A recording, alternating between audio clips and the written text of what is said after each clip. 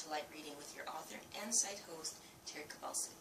Today I'm going to continue on with Junior Hunters at Large, Volume 2. We're going to finish off the chapter from yesterday, and then I thought we would go for Surviving the Forest of the Trees, or For the Trees.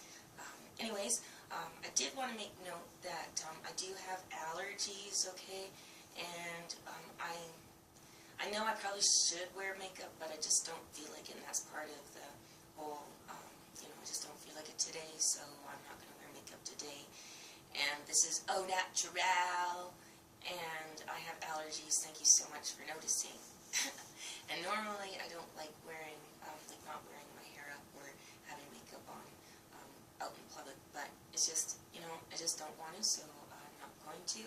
Also, I want to be able to differentiate between the light readings and the counseling bipolar disorder, because I will be dressing more professionally for that. And this is fun, and I hope that you're enjoying what I've put up so far, and that, you'll go to any Amazon site and you will find the book, and, maybe we could read along together. So, cross your fingers, and then maybe you could, leave good comments. So, anyways, so we have Junior Hunters at Large, the Year of the Sportsman, and then also, you can also type in my name, and then you will find me as well, in every book I've ever written. And so again, we have The Touch with Fire. Okay, so yesterday we were kindly interrupted by my happy camper hubby, and so we were near the end. So backing the truck up the little hill down to the ocean, the family went. The 4 snow-capped mountains looked like a person lying down covered with snow. The pine trees covered the bases, and the thick layer of softwood trees prevented the hayfield from taking over and reigning as the king of nature.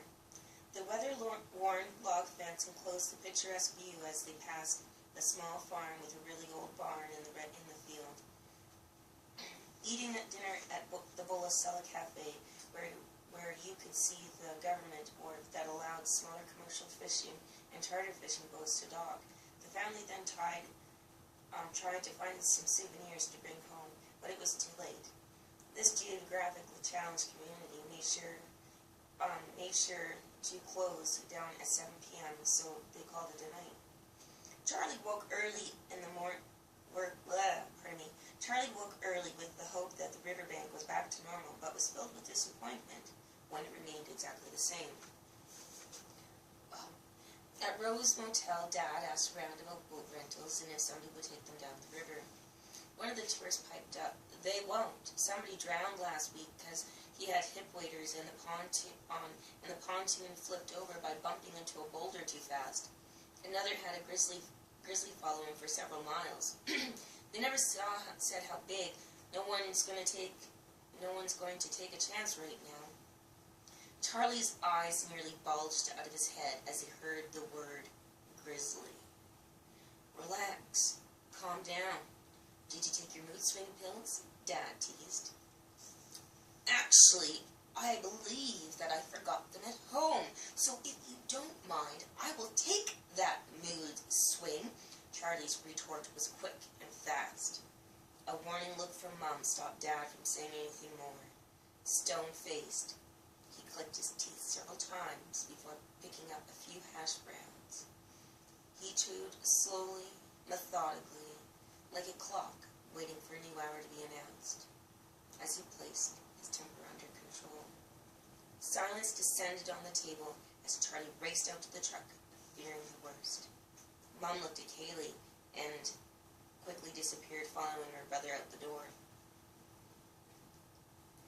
Mom sighed. "Can't you just be supportive?" "I was just teasing," Dad shrugged. "He'll get over it." "No, he didn't forget to take his pills with him. He hasn't been taking them at all," she stated quietly. "What do you mean? We've been filling his prescription every month, haven't we?" Dad asked. "Yes, we've even had them blister packed, but he's not taking them. So, with every joke that you and Kaylee make, it makes him worse. So, stop it," Mom sternly whispered. "Fine," Dad muttered, getting up to pay the bill. "It's It's nice to know that our money is going down the toilet. Mom climbed into the truck. The jig is up, young man. What do you mean? Charlie asked innocently. I remembered your pills, so it's time to take them. I will not hear any fuss, because if I do, then you don't get to go on your wilderness survival trip, she said, handing him his meds and a bottle of water. She glared until he put the pills in his mouth and drank, having no choice but to swallow his sworn enemies. The rest of the day fell flat. Dad took them to the Artichoke River where water was clear as day but no salmon, only a weeny fish chased the silver and royal blue spoon that Charlie cast out. Haley found delight in allowing minnows to chase after her red and gold coho spoon because nothing else was biting. The forest floor around them was a mixture of dried sticks, branches, pine cones, and little red pine needles. A forest fire just waiting to happen. No wild raspberry canes or grass on this floor, not like where the cedars were. They walked up the rocky shore, staring down at the carpet of icky water bugs that held fast to the moss-covered granite boulders. Some were light brown in color, while others were black with long dragonfly-like wings that folded under their shell. Carcasses from their dead were scattered over the ground. This was the shoreline, and Kaylee didn't want to fish here because she found what looked like an excellent hiding spot. A boulder on the right, with one on the left, formed a wedge with a slab creating a roof. She sat down, looked around, and saw the skeletons. Freaking out, she ran back to the truck. The drive home was long, and it felt like a black cloud called Murphy's Law was hovering over the truck. Mom made sure that Charlie's meds were in her purse for the morning, feeling bad about threatening to take away his trip. She would let him go, of course, just wanting to see him be happy. Chapter 19 of Junior Hunters at Large, Volume 2, Surviving the Forest of Trees. Charlie was ready for this survival trip. It wouldn't matter if the enemy pills were working or not. He knew he'd feel right at home in those woods, although it was kind of hard not to think about the wildlife that lived in the area. Dr. Whiffle said he needed to conquer his fear and surrounded by friends, it should be all good.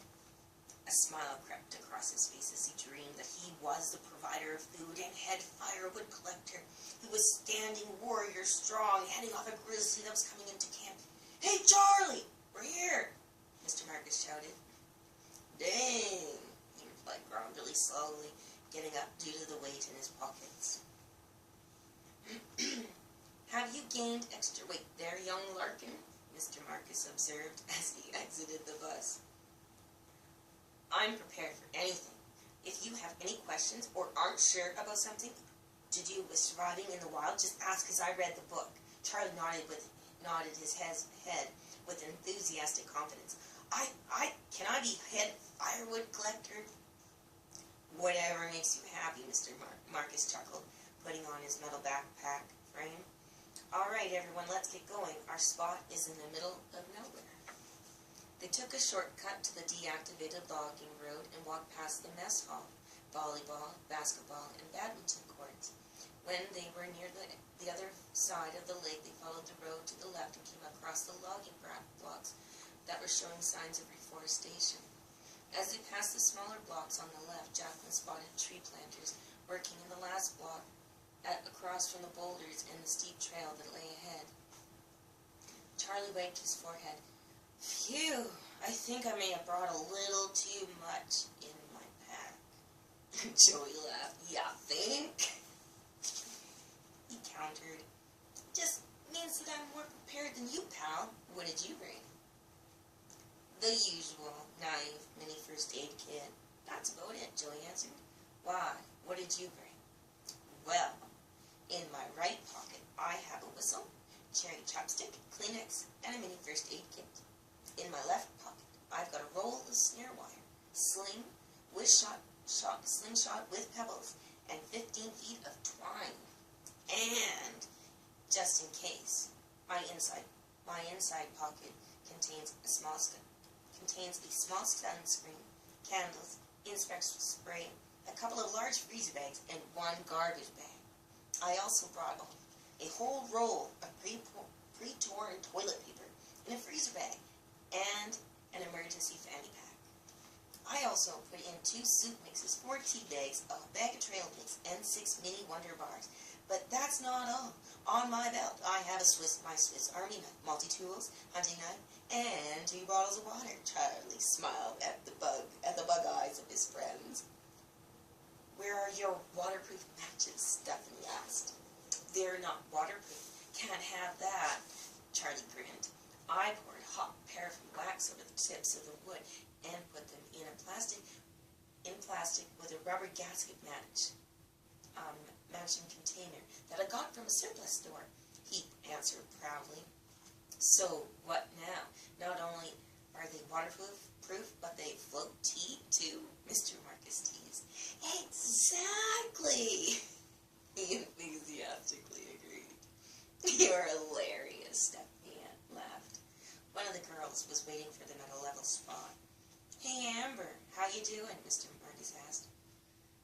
How much further? She complained.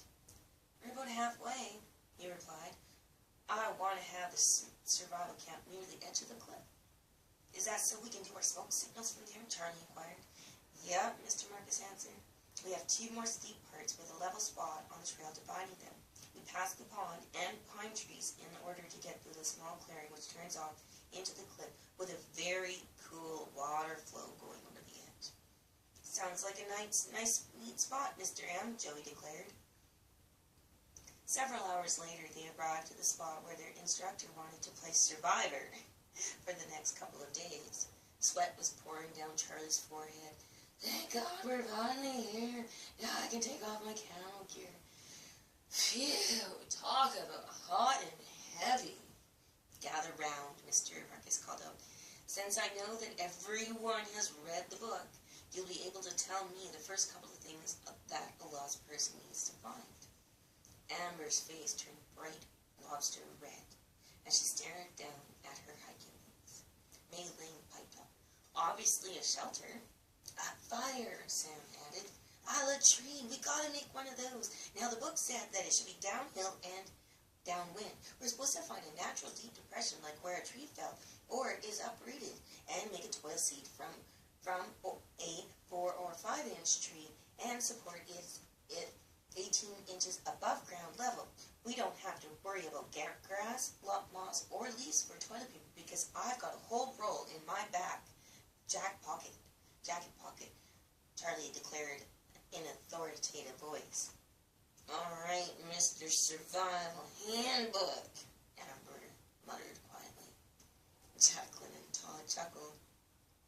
Oh, and we got to sprinkle it with ashes every day so it won't be smelly, Charlie added.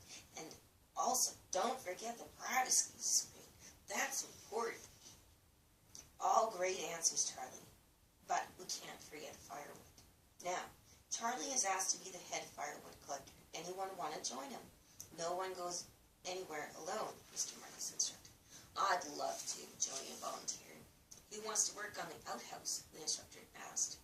I will, Sarah answered. Me too, Mingling said. I will, Jacqueline decided.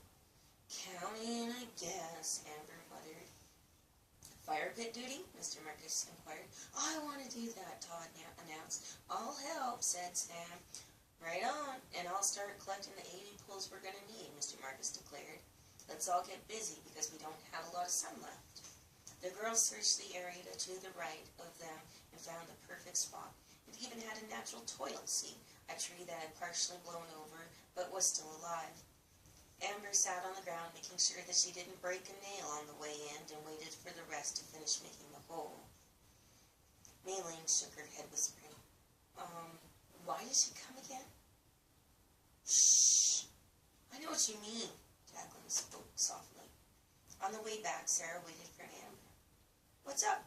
You're not your normal self. Amber replied, tears about to let loose. I'm sorry. It's just that I didn't get a choice to come on this trip. I wanted to stay at home and spend time with Mom and Dad. With Mom, but Dad said I had to come. That sucks. Don't you spend time with your mom normally? Sarah consoled her friend. They volunteer for absolutely everything that goes on in town, and lately, when they've been home, all they do is fight. 2 teardrops escaped, rolling down Amber's cheek. Bummer, Sarah replied. Amber sniffled, took a few deep breaths, and tried to find happy thoughts. Don't feel so alone. I've got 4 brothers and 2 sisters, and I sometimes feel invisible. It sucks being a middle child. That's why I want to hunt and fish, so Dad will take me out and spend time with me, Jacqueline empathized. How old are they? Aileen asked. Tom's 18. Eleanor, she's named after my grandma on my dad's side. She's 16. John's 15. Marjorie, otherwise known as Marge, is 14. She's named after my grandma on my mom's side. Thank goodness my aunt has a good name. Then there's my 2 twin-year-old, 8-year-old doubles named Gabriel and Michael, Jacqueline replied. Holy cow, that's a lot of siblings. I can't wait until we become a foster family, Aileen cheered. You see, my parents were born in a refugee camp and escaped to Canada when they were 14, but they didn't have me until Mom was 40. Why so late? My mom's 35 now, Sarah asked. I guess they wanted to make sure I had everything, because I definitely don't go without it. They're lawyers, and the best part is that they work from home, Aileen said proudly. So why the club? I wouldn't be here if I didn't have to be, Amber said. I think it's because they wanted me to learn Canadian culture and be able to take care of myself, Aileen answered. But mostly it's to make them happy. They must have had it growing up in a refugee camp, Sarah acknowledged. Back at camp, Todd and Sam were trying to arrange the medium rocks to form a fireplace when the girls arrived. Did you collect 40 rocks like the book said? You want to make sure that you're on firm ground, remember. Did you line the bottom with small flat stones so that it's 20 inches in diameter? And is the back of the fireplace 36 inches? Don't forget your fire dog. And, you know, that one, the book says it needs to be a rock the size of a shape of loaf of bread. It has to be placed to the side so that the firewood leans against it. This is the most important feature and the secret to a good and constant hot fire in any situation. Charlie's demands and questions flew fast from his mouth like wildfire. Amber groaned, rolling her eyes, but said nothing. Yeah, see, if you read the book, there are these 3 rules that say we need several stages of kindling from the first tinder to when we're adding to the fire. It's important that the kindling be no more than 3 times the width from the previous piece. The second rule is to gather 3 times more firewood before you even think about lighting up. 3 parts air to 1 part wood is the third rule for making an efficient smoke-free fire. We've got to keep the fire loose and always lean the wood against the fire dog. Charlie recited word for word. Oh, geez, Amber grumbled. What about maintaining the fire, Mr. Survival Handbook? Charlie was irked.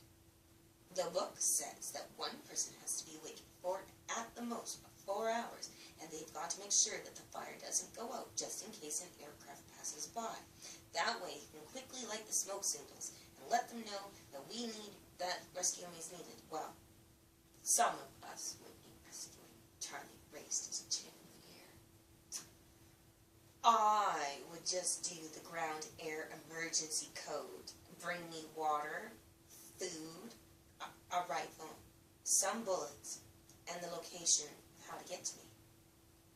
What symbols are those? Sam teased. Well, as a matter of fact, food and water is capital F, and a rifle and ammo is 2 V's, one on top of each other.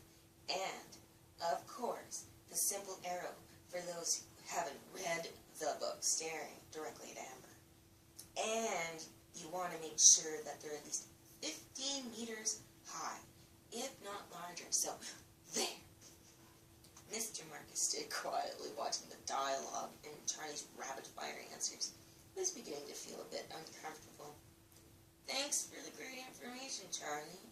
It's good of you to share your newly acquired knowledge with us. Now let's make our shelter. Charlie, can you help me make the tripods? We haven't got the 80 poles yet, he observed. We need 40 for each one. It's okay. We can get started with these. Besides, you still have to collect firewood, so we can do it at the same time, Mr. Marcus answered. The basic construction of the Floyd loom tube went fairly quickly. A tripod at each end, a 10-foot ridge pole, 10 16-inch raptor poles, then another ridge pole over the top. They constructed beds by making a 2-layer square, then putting small 2-inch bed poles across, and then adding a 16-inch depth of interwoven spruce branches ranging from medium to small. Mr. Marcus pulled out the tarp and rope that he had stored in the metal frame pack. In order for easy disassembly, the plastic roof they used was a bowline knot, a non-slip loop in the end of the rope. A clove hitch was used to ensure that the tarp was tight by looping it around the poles. It was dusk by the time Charlie and Joey gathered firewood. I still don't think we have enough, Charlie noted. It'll do for now. Tomorrow's a new day, Joey reassured. Besides, I'm starving. Soon the fire was going well enough to start cooking. Mr. Marcus went to his backpack and brought out 2 pots and a bag of dried rations. I was going to make her eat worms and bugs, but I thought better of it. Instead, we'll have shoe leather and mashed potatoes. We need water in order to cook this, so can somebody go to the pond and fill this up for me? Sam and Todd went together and collected the water from the pond and returned to see Charlie making snares near the fire. I was reading in the book that a snowshoe hare lives entirely above ground, and they like to rest in the grassy or snow-filled depressions. The weather makes them move around, and the colder it gets, the more they eat and run around. They like to be up at the crack of dawn, especially when it's cold, calm, and clear out. So I figured I'd make a few snares to catch them for us to eat. According to the book, it says that if you do a double loop for the pole, and at the other end, you need to do a circle around and twist it 5 times. You got to make sure that your hole is to catch them is between 3.5 to 4 inches across, and they have to have a 24-inch tail. That seems interesting. You want to make sure that your hole is is about no more than 23 around. Anyways, Amber whispered, "Doesn't he ever shut up?" Charlie pretended not to hear. It also says in the book that if we leave footprints near the runways, it'll spook them. So that's why we got to carry them on a forked stick and have a piece of wood for the snare to hang from. Oh, and I can't forget the hopping stick, so it'll hop right to its death. Then, bye-bye, bunny. Hello, fur coat. You're mean, Maitland retorted. All right, food's ready, the instructor announced. Everyone was exhausted, so Charlie took first watch for 5 hours, keeping himself occupied by making snares. He woke Joey up for the second watch. Daylight was breaking just before the third watch, so Sam got up, used the latrine, and started gathering some firewood and water. The others let Charlie sleep in while they started to make the smoke signals without his authoritative help. Unfortunately, their plan didn't work out so well. "Hey, what about me? Don't I get to make the smoke signal?" he shouted from the shelter, and as he made his way over to the camp, Mr. Marcus replied, "No, you're with Joey. Before I forget, you gotta take these." Charlie's face turned red as he grabbed the pills from his instructor's hand. "Fine." Amber looked puzzled. "What's that? You got a cold or something?" Sarah replied, "He's got some kind of depression that makes him more excitable, sad, and mad than the rest of us. I was wondering if he would remember his meds. Looks like his mom did it for him." "What do you mean? Hasn't he always taken them?" Amber asked. "No. His mom called me and explained what the pills do and that he has to take them. He was tricking everybody by making it look like he was taking his prescription," Sarah continued. "Why would he do that?" Amber probed. "He thinks they'll change him. All they do is make him less emotional, almost to the point of being like a normal person," Sarah answered. "Quit talking about me," Charlie snapped. "Is your smoke signal 4.5 feet high with a 12-inch drop opening at the bottom like the book says, Amber? It's best to use wire and make a timber hitch to close it in. Oh, I forgot. You didn't read the book. Well, you should have at least read about knots, because they could mean life or death if you don't tie them right." Don't you have spruce branches to collect for your post, Mr. Marcus interrupted. Charlie stomped back to the shelters with his newly found forked stick and started out on his mission, setting up snares and collecting branches. On the way to the latrine, he noticed a runway and made a gate on the hair trail. There's a bunny rabbit. Okay, not H-A-I-R. Okay. Seeing some firewood, he worked his way to the pond where he set up 2 more snares and found out the wood was a large group of fallen trees that blocked the water from the pond to the stream. Charlie slowly reached into his survival pocket, pulling out his slingshot and a pebble, and took aim at a squirrel, but missed. I'm gonna get you. He chased the Ukrainian brush cutter over fallen logs and was midway to the pine trees when he saw fresh hair tracks. He kept an eye on his prey while he was setting up his trap. Slowly, quietly, he picked up his slingshot, took aim, and missed again. Giving up, Charlie collected the spruce branches for smoke signaling and put up 2 more snares. He walked to the trail that led back to the camp and left his branches, continuing past the pond to the far side to set up his last trap. Hey, Charlie! Charlie! Joey called from the woods. He didn't hear or see Joey until he was 3/4 of the way past the pond. Joey! What you doing? Looking for you, Joey answered. Now, why would you do that? 'Cause you're not supposed to go into the woods alone, or did you forget? Joey replied. Charlie changed the subject quickly. Would you look at these branches? Pretty nice, eh? I got them back there. I also found firewood that'll last forever. Want to see? Joey sighed. All right. They collected what they could and made their way back to camp. Seeing that Joey finished their post, Charlie put the branches beside him and then dropped the firewood off and went back to the fallen trees. Where are you going? Sam asked. I'm going to get more firewood and clear the waterway I found, he replied. Let's all go, Mr. Marcus directed. Along the way, maybe we'll find something for breakfast. I'm getting hungry. Mr. Marcus pulled out a small axe from his pack. He led the way by walking up the stream to the log jam. Here we are. The boys worked together, removing broken limbs and stacking them in a pile according to size, thanks to Charlie. The girls gathered plants in the area and asked for each one to be identified. Jacqueline found several mushrooms that were the same. What kind are these? The quickest way to tell if they're poisonous is if it turns yellow when you cut it or bruise it. If it smells weird, don't answer it, Charlie answered before Mr. Marcus could. Are these baneberries? Mei-Ling asked. Yep, although they kind of look like a saskatoon, but the big differences are the color and how many berries per stem. Baneberries are either white or black, and the berries are far apart, unlike a cluster of saskatoons, Charlie stated. Why don't you eat some of the stuff on the rocks? Amber shot back. Rock tripe? Love to. Did you know that you can use them as thickener in stews? I bet you didn't know that they tasted good roasted. He retaliated. Oh, go choke on a roast hit. There you go. He wouldn't, because he'd take out the seeds first. Oh, probably. Amber agreed, rolling her eyes. We should cover his lips with gum or resin from the trees. Either way, it'd make him shut up at least, Mei-Ling suggested. Nah, he'd say it's nutritious or something stupid like that. How about grabbing some spruce needles and boiling them up to make tea? Jacqueline brainstormed. Sarah shook her head.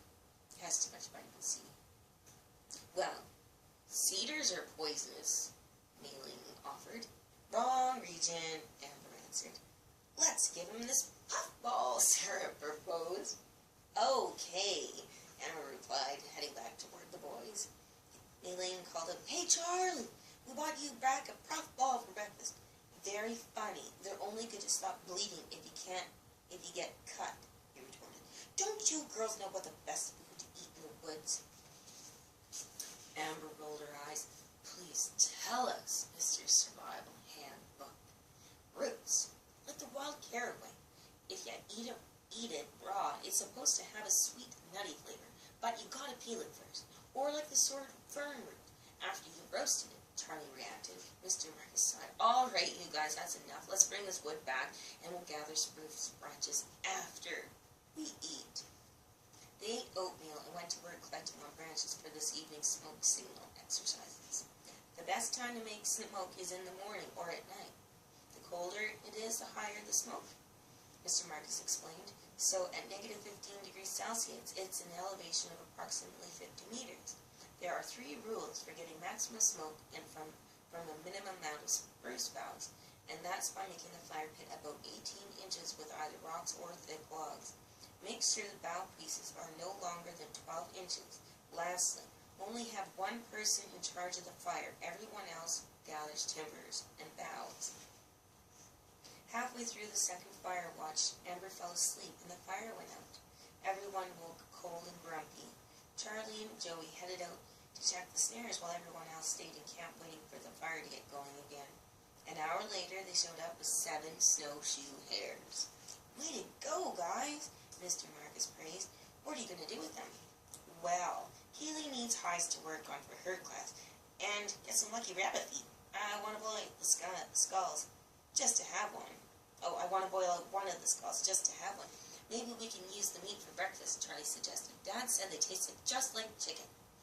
You're asking for bad luck by keeping the skull, Maylene warned. Nah, he answered. Anybody else want a foot or a skull? Everyone except Maylene and Amber wanted one. That's just plain disgusting, Amber said.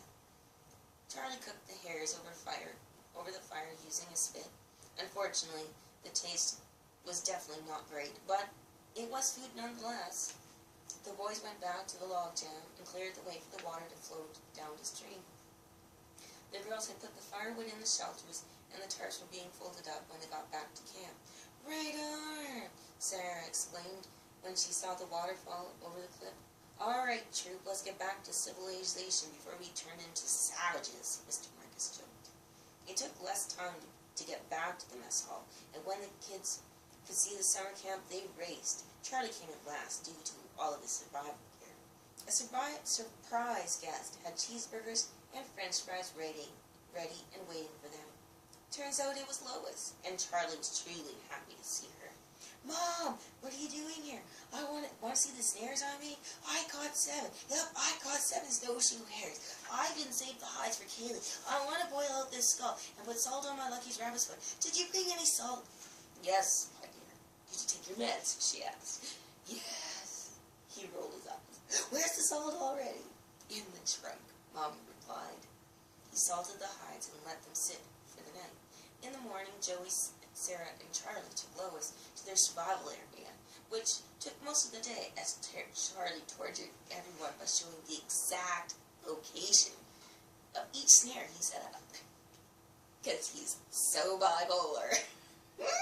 He's so funny. They got back by early evening and joined the rest at the fire pit by the lake roasting hot dogs.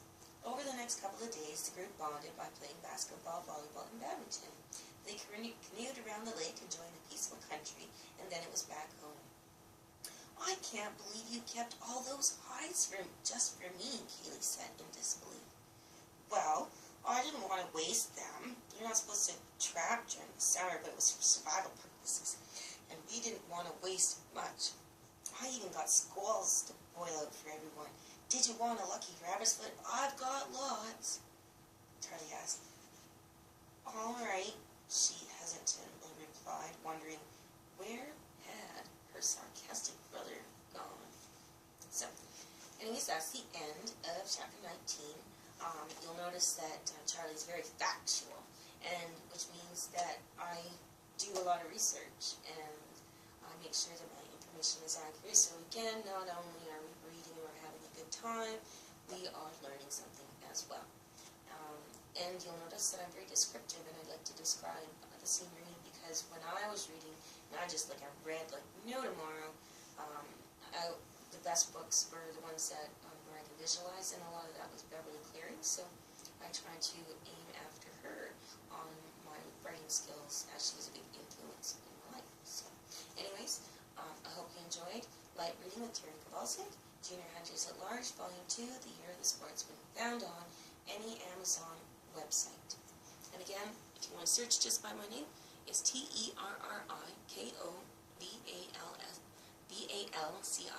and you have yourself a great